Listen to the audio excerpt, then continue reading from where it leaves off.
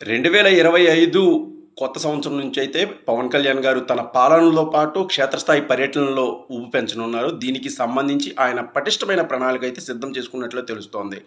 ముఖ్యంగా 6 నెలల్లో పూర్తిగా పాలనా విషయాలు తెలుసుకున్న పవన్ కళ్యాణ్ గారు అధికారుల తీరు, అలాగే ప్రజల నుంచి వస్తున్న సమస్యలు ఏమిటి అన్నది క్షుణ్ణంగా పరిశీలించిన అనంతరం ఇక క్షేత్రస్థాయి పర్యటనకు వెళ్ళాలి.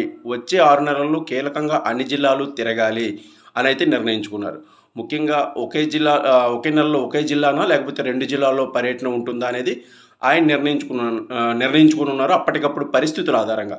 సో, పూర్తి స్థాయిలో ప్రజలతో మమేకం అయితేనే సమస్యలు పరిష్కారం అవుతాయి. పరిస్థితులు కూడా తెలుస్తాయని తెలుసుకున్న పవన్ కళ్యాణ్ గారు పూర్తిగా తన పేషీని మొత్తం తీసుకువెళ్ళైతే క్షేత్రస్థాయిలో పరిశీలించనున్నారు. ముఖ్యంగా గ్రామీణ ప్రాంతాలను ఆయన విజిట్ చేయనున్నారు. గ్రామీణ ప్రాంతాల సమస్యలను ఆయన పరిష్కరించే దిశగా అక్కడున్న పరిస్థితులను అధ్యయనం చేయనున్నారు.